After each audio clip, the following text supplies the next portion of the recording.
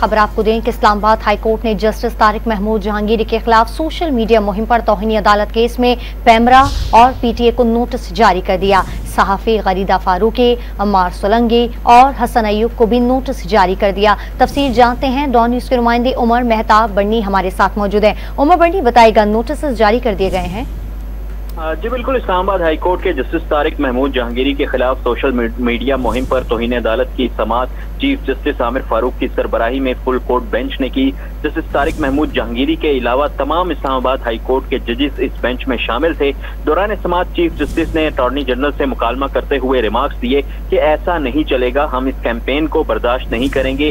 हमने पहले भी एक्शन लिया लेकिन किसी ने कोई सबक नहीं सीखा। पैमरा, क्या पीटीए, पैमरा और एफआईए को ये सब नजर नहीं आ रहा? जस्टिस मियां गुल हसन औरंगजेब ने रिमार्क्स दिए कि जजेस के खिलाफ मुहिम चली, हुकूमत ने कोई एक्शन नहीं लिया, वजीर कानून और अटॉर्नी जनरल ने कोई बात नहीं की।